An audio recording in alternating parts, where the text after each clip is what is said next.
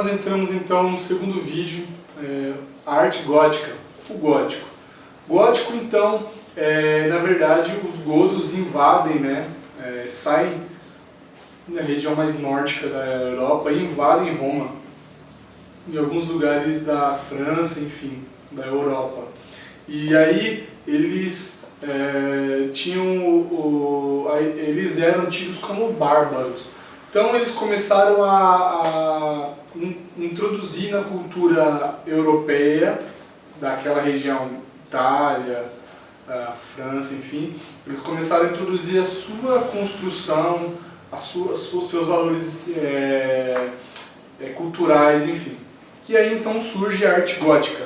Então o gótico ele foi batizado pelo biógrafo dos artistas da Renascença, o Giorgio Vasari. Ele era um pintor e arquiteto que daí então ele faz, ele intitula, cunha esse tipo de arte.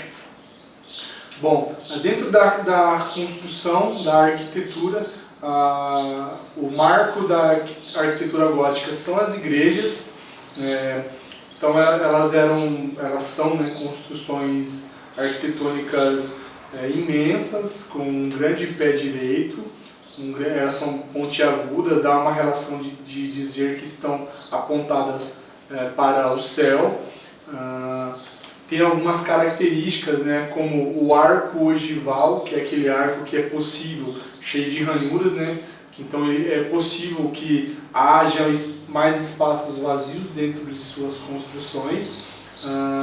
Os vitrais, muito utilizados para ambientalizar e colorir o interno da igreja, porque elas não eram coloridas, elas eram feitas mesmo no cimento, na pedra. Dentro do lado externo, nós teríamos o portão, a parte da entrada, que sempre são 3 portões. Em cima dos portões há um semicírculo que a gente chama de tímpano, que são seriam as representações de algum santo ou de alguma passagem bíblica para entrar na igreja. A rosácea, que é um vitral circular, fica em cima do portão principal. Dentro da construção gótica também há a escultura, que elas eram basicamente tentando buscar a proximidade da realidade, porém com a ideia do religioso, então com as passagens religiosas e com as pessoas que tinham algumas certas influências econômicas da época. Dentro da pintura nós tivemos o Giotto Bondone, que foi um pintor que então faz a transição do período medieval, feudal, medieval, para o período gótico. Então ali, no início ou no meio do período gótico, há uma relação, há uma busca, na verdade, pela relação matemática de profundidade, da técnica de profundidade, em que Giotto começa.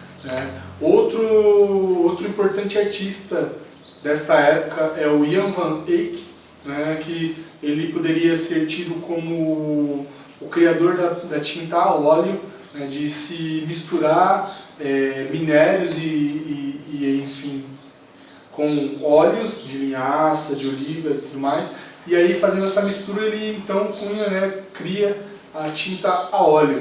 E também há a história de que ele foi a primeira pessoa que vendeu uma obra de arte, conseguiu reproduzir um retábulo, que na verdade retábulos são pinturas religiosas sobre madeira, mas ele pintou uma família burguesa da Holanda, seu país de origem, e aí então ele é tido como, além de criar tinta a óleo, basicamente, de também ser um dos primeiros artistas a comercializar uma obra de arte que não fosse para a igreja.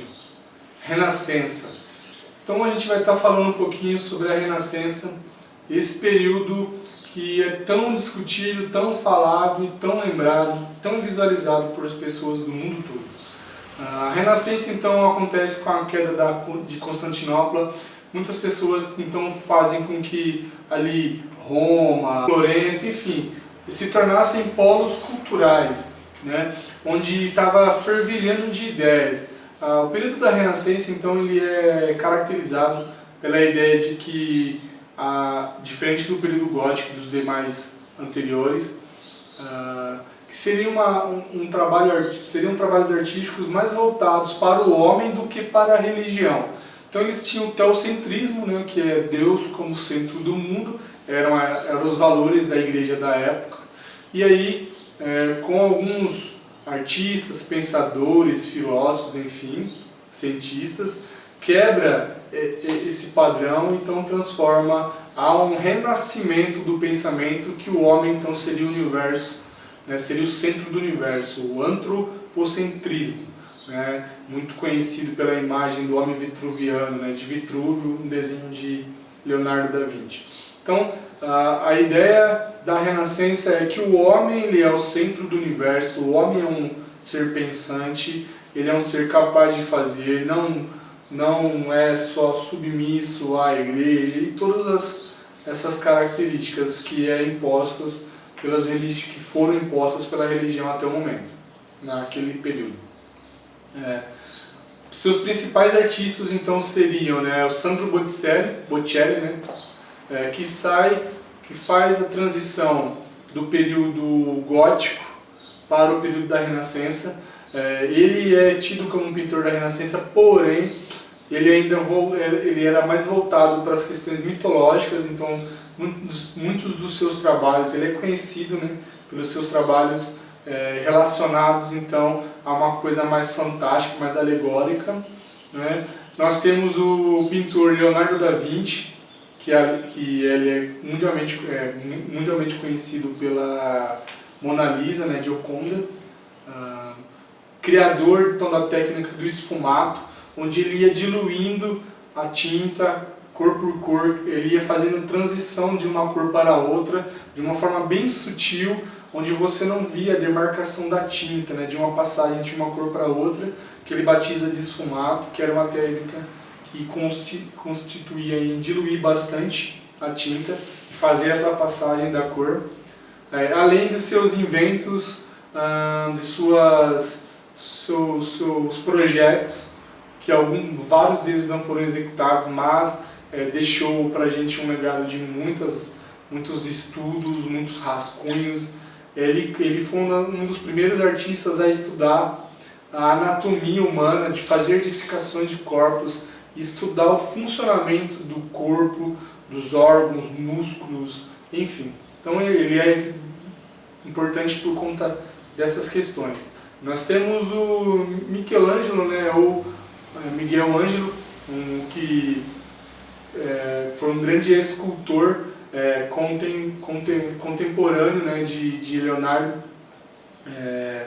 que fez obras incríveis no mármore, como o Davi,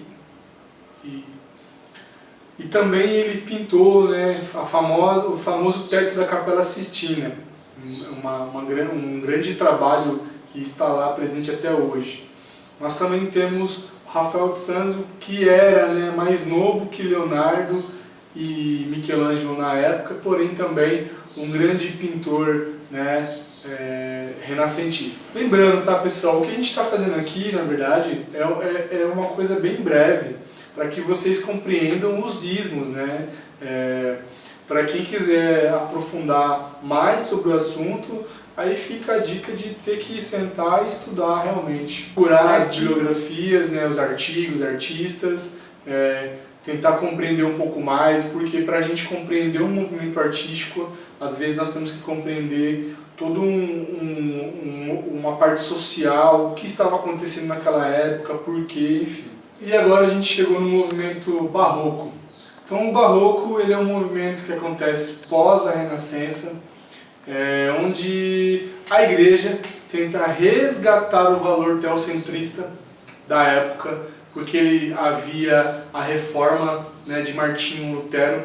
Então a igreja começa a angariar artistas, né, a correr atrás de artistas que conseguissem valorizar o pensamento católico, Então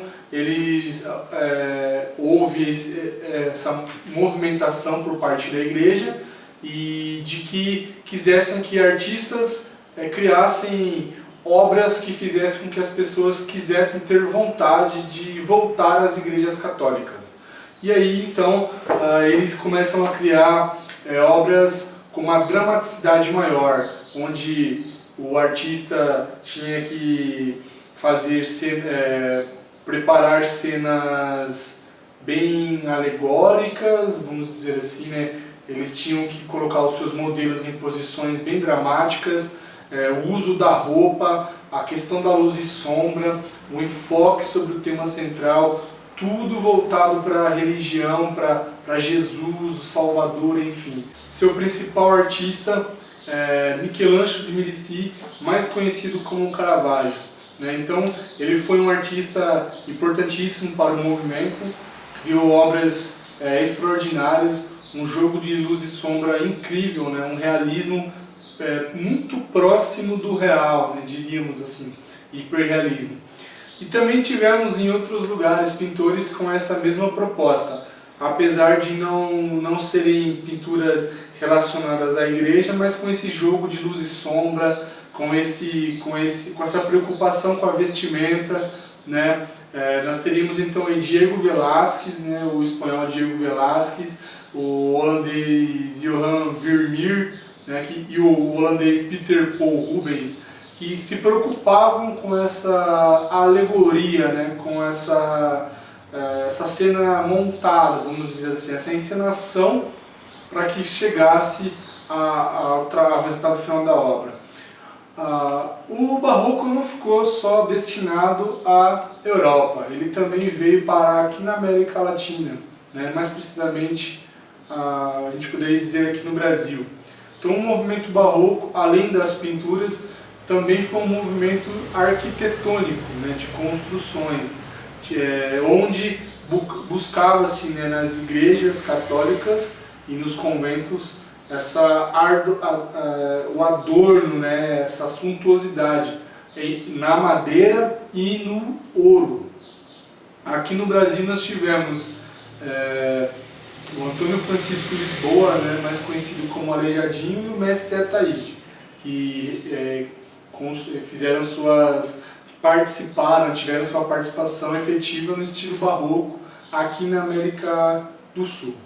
E ainda no movimento barroco, nós temos um desdobramento, seria um desdobramento, assim, por assim dizer, do movimento barroco, que seria o rococó, que seria um exagero na ornamentação dos interiores das casas, da burguesia, das pessoas ricas da época e das igrejas. Então, ele foi muito utilizado no mobiliário dessas casas, desses lugares, e também na decoração dos altares e igrejas católicas.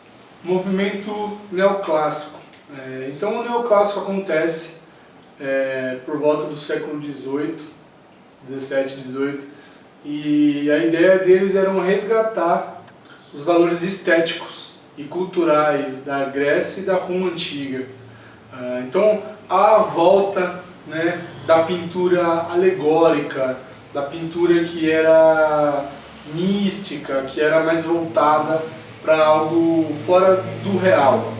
Então é uma transição que sai da Renascença, a busca do homem ele sendo o centro do universo, passa pelo Barroco, a volta da religião, e depois então surge o neoclássico, que é esse resgate dessas ideias e costumes de um povo antigo. O movimento neoclássico ele era muito baseado no movimento do iluminismo, que eram as relações da ciência, os conflitos, na verdade, entre a ciência e a religião.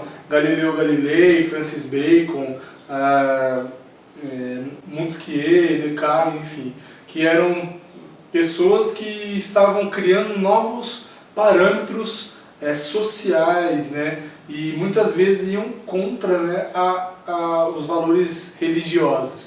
Um grande artista desse movimento foi Jackson Louis Davis, muito conhecido pelas suas obras alegóricas, o pintor Igris e o escultor Antônio Canova.